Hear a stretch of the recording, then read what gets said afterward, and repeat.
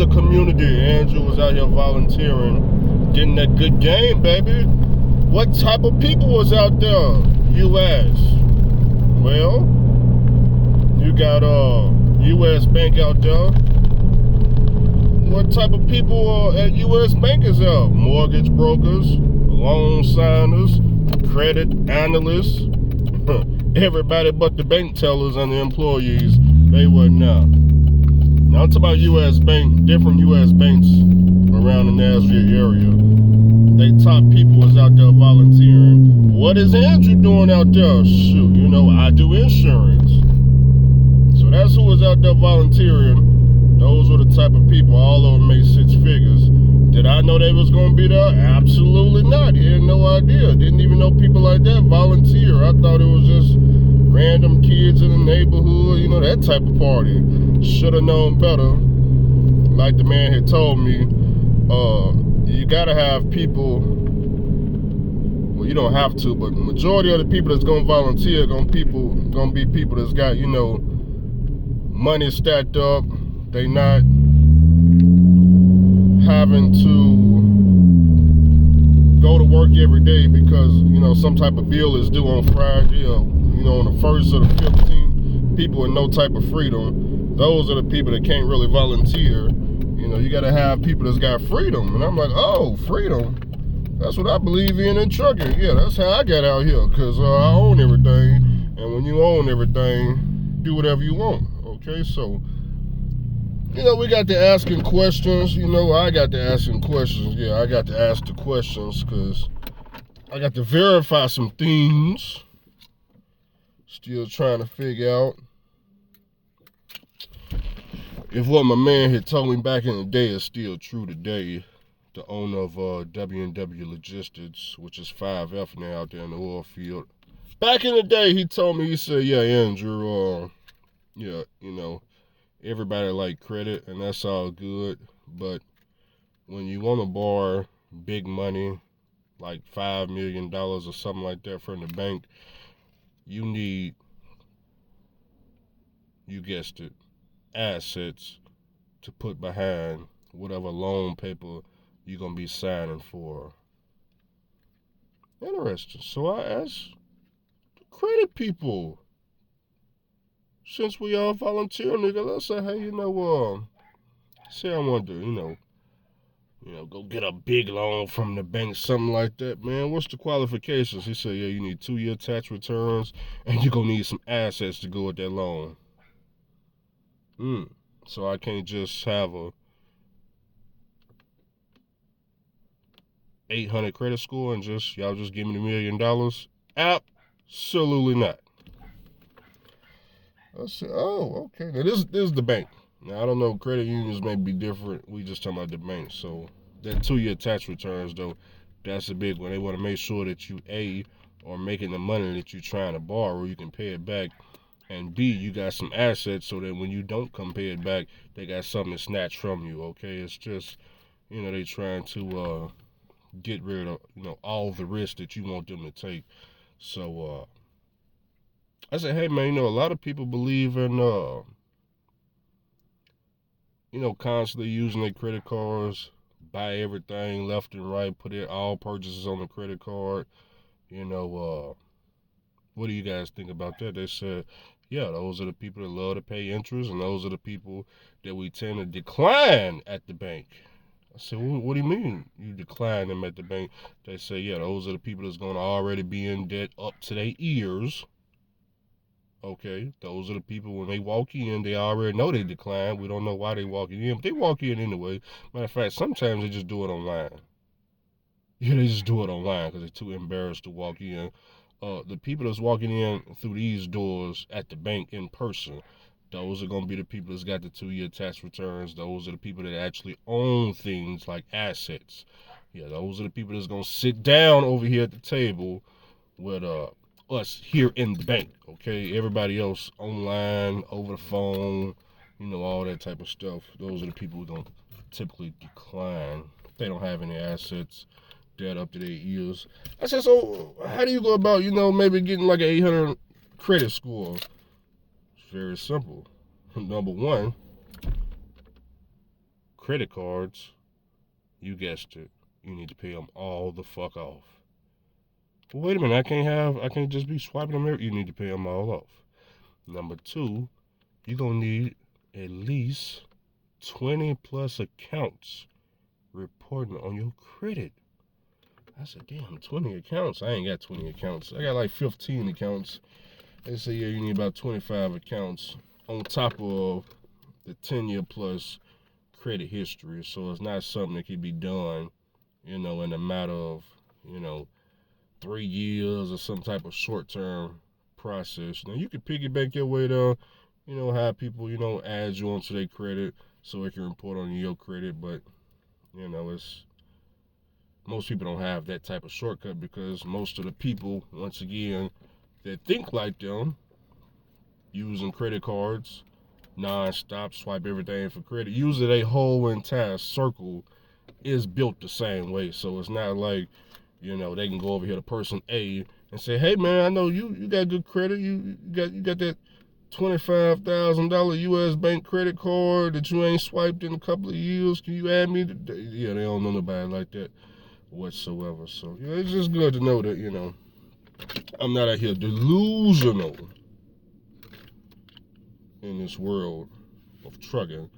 It's always good for me to talk to people outside of trucking because, as y'all know, trucking is not good for a lot of people. And, Andrew got to constantly keep his circle around, six figure earners, okay? So, I go to the insurance world, see what's going on. I go to the trucking world. That's down bad, okay? Let's go to aviation world. Tomorrow, I'm being in Chattanooga, Tennessee. Let's go over to the real estate world. I heard the real estate agents, yeah, interest rates through the roof. They ain't selling like they, like it was when it was 2-3%. But, let's go over there to the builders. We in Chattanooga, Tennessee tomorrow. We're going to see if we can get that good game, okay? So that's where I'm at with it. And,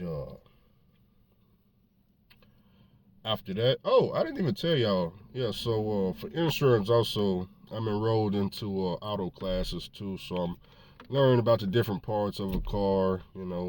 Most cars got like 4,000 parts, and I'm learning all the different parts to a car. I didn't know most cars had 4,000 parts, but yeah, I'm learning all the parts to a car. So inside and outside, just like I'm doing for property on houses too. So my auto class start October 9th. That's going to be the first class. So got that going on. So I'm learning automotive. I'm learning property. I still got the aviation world. Still got to schedule my first flight, which I think I'm going to schedule it after October 9th. I'm going to call up there and see what dates is open so we can get in the sky with it because I already paid for it. I'm probably going to continue doing different projects, volunteering and things like that as the dates become available, just so I can learn, different parts of the houses. Like today I did windows and I did some installation. So, now when I go back, I just want to get better and better at it because I also thought about, like the dude did in the video, the fleet owner, he's a home inspector.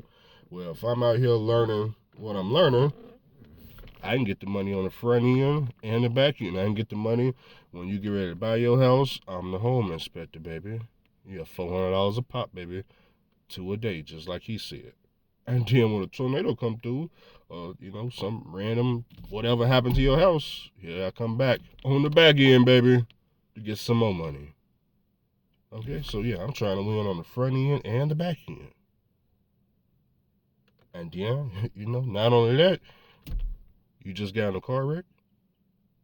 Yeah, I got your car too, baby. I got your house and your car, baby. And I'm a home inspector. I got you on the front end, the back end, and I got you right there in the driveways. Yeah. We steady trying to learn. Now, on to trucking, because don't nobody out. Look, truck drivers, I know y'all bored with that type of content. I know y'all don't want to hear that shit. I know what y'all want to hear, Andrew. We only want to hear about truck driving. We ain't leaving. Truck driving is all we know. We're going to die like this.